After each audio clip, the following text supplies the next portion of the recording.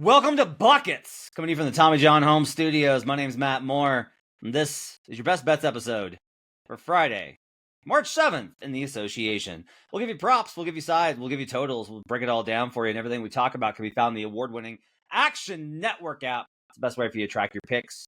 You get up to the second information where the bets and money are coming in on, all sorts of good stuff. Check it out in the App Store or on Google Play, wherever. Just go download it. If you haven't downloaded it yet and you're listening to the show, come on now. Come on now. You know how good it is. Come on.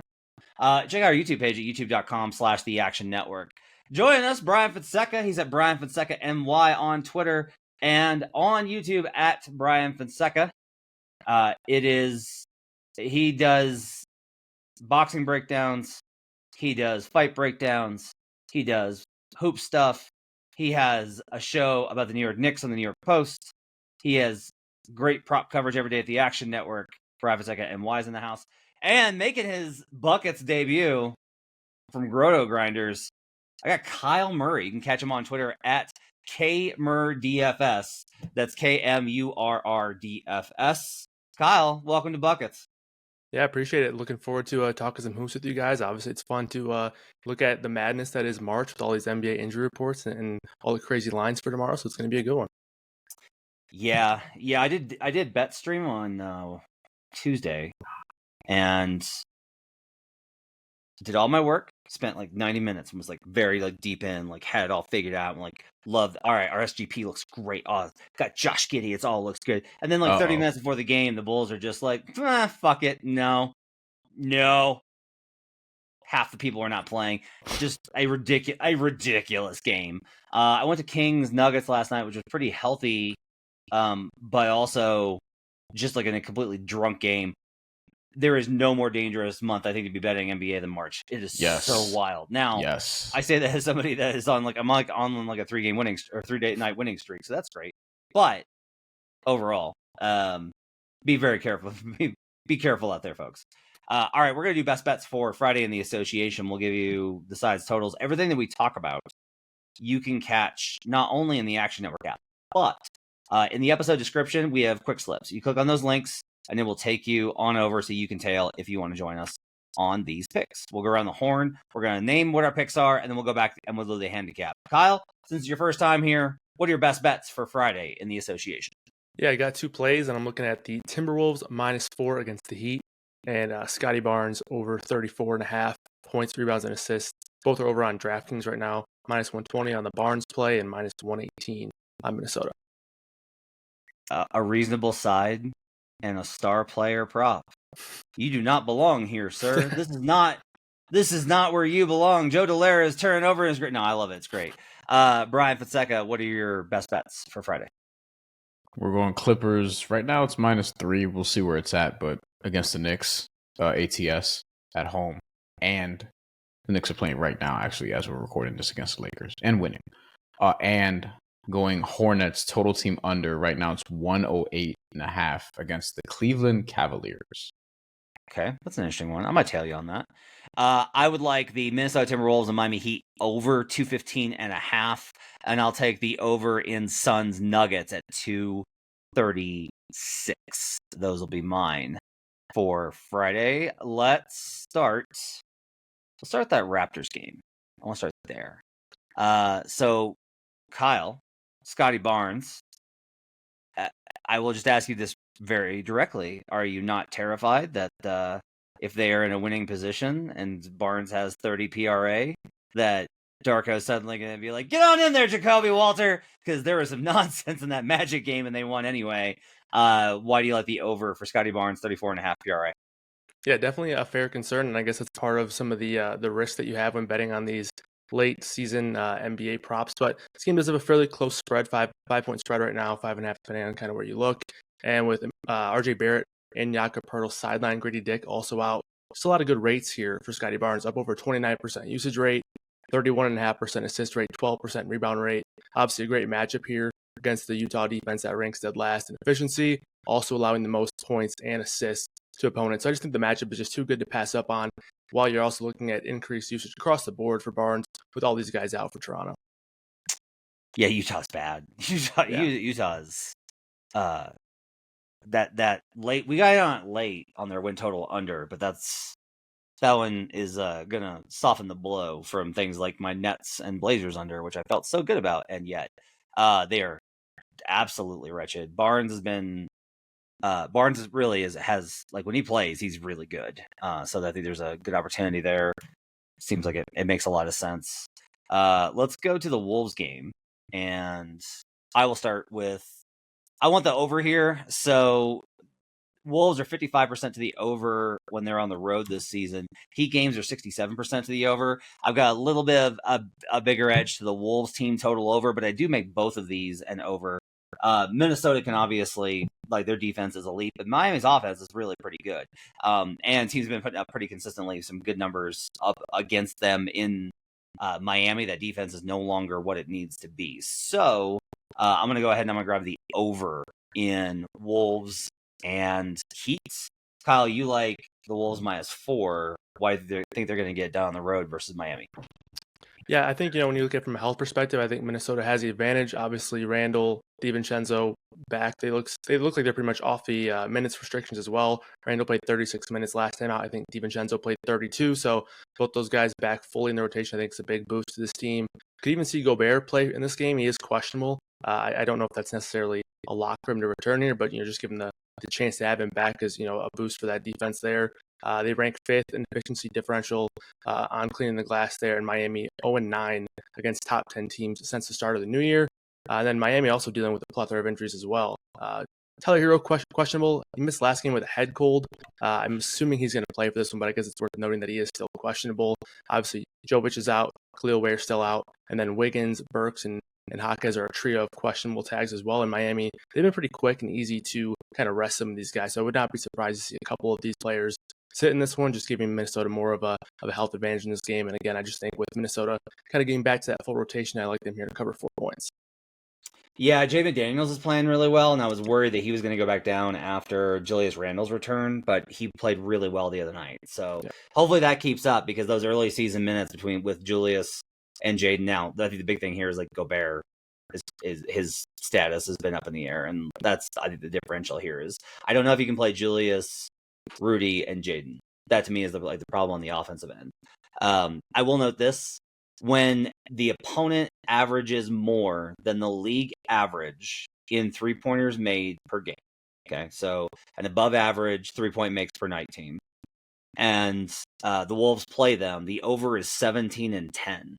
So the kind of model there is like when you inherently have a more efficient offense, the market is a little bit behind on the Timberwolves, I think, because the defense is getting a little too much credit in how they're evaluating it. So I like the over here, once again, like I said, quite a bit, while Kyle likes the Wolves -4, and that sounds pretty good. Same game parlay with the over and the Wolves in this one. Brian, I do applaud you for your devotion to betting all things Hornets. You just find a way so consistently to bet Hornet situations. At least you're not betting on them this time as they take on the Cleveland Cavaliers. You like the under here. I have this based off of the line. It should be around between 108.5 and 109. You like the under for the Charlotte Hornets here on their team total. It's another loaded injury report for them, but LaMelo Ball is expected to play. The main guys who are not playing are the same ones plus Mark Williams. Mark Williams looks like he may sit this one out. The Hornets got 110 last game, and that was thanks to LaMelo Ball 3 with 43 seconds to go. Before that, they were way under this in 6 straight. They didn't break 101 for a long period until they got to that 110 last game against Minnesota. And they've been under this, under 108.5, under really 107.5 in 16 of their last 21 games. And LaMelo Ball has actually played a decent amount of those. Like, LaMelo Ball has partaken in the underfest. Up until last game, he played in 6 straight games where they went under this number by a good amount again, and often not even breaking 100, which is something that the Hornets so consistently do. My only worry is Cleveland could score so much that this ends up being 135 to 110 or something along those lines. But the Hornets play at such a slow pace. They're last in field goal percentage because they take a lot of dumb shots. Cleveland's field goal percentage defense is really good. Cleveland's defense overall is just really good. And when you just combine Hornets being 22nd in pace, their lack of scoring ability, and the shots that they take, they being led by LaMelo Ball, who he'll find a way to get 28 shots, and maybe 4 of them will be good looks. Like, all of this against this Cleveland defense that's been really, really good, top 10 in the league, and probably better than that, actually. Yeah, I like the Hornets under here. I can back this up for you pretty strongly. I'm gonna back you on this. This is a good play. How about this? Hornets team total under at home. Do you have the number on that, Brian? No, what is it? 22-10 to the under. How about when they're a dog? Because they're bad. Yeah. They're bad. Yeah. They've been dogs 28 times at home. Yeah, it's 20-8 to the under That one when they're a dog at home. Yeah.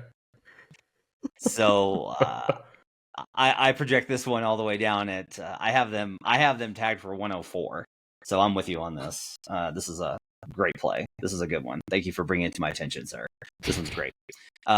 Okay, bring me Clippers. Okay, this one's really interesting. Clippers -2.5. Knicks are right now facing the Los Angeles Lakers. So this is a tricky spot. Give me the case for the Clippers -2.5 versus the Knicks here. Clippers are really good with the rest advantage, 11-5 ATS. Clippers also 14-5 as a home favorite ATS, which is actually the best in the NBA. Surprised me looking that up. Yeah. And the Knicks just, I think regardless of outcome tonight, in fact, if they beat the Lakers, I'll probably feel better about the Clippers tomorrow. Kawhi Leonard not on the injury report. Norman Powell he'll be out. So is Ben Simmons, but whatever. But Norman Powell's not going to be there.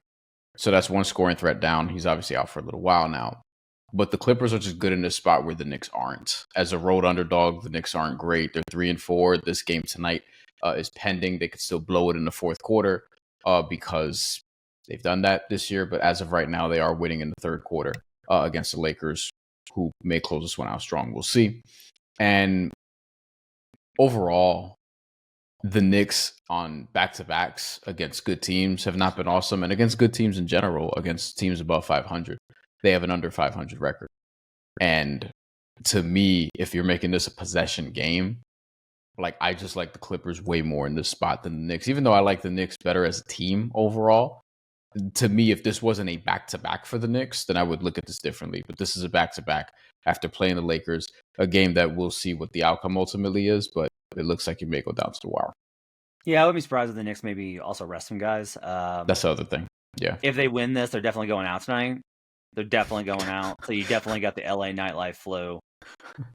Knicks are 48% against the spread on the road this season. I will note, because this is a trend that I've looked up going into the season, Tibbs is one of the best coaches since 2021 as a road favorite. With the Knicks since 2021-22, Tibbs is 36-24 at 60% ATS as a but that's as a fave. But the Clippers are our favorite here, so you're good. Yeah, you're good.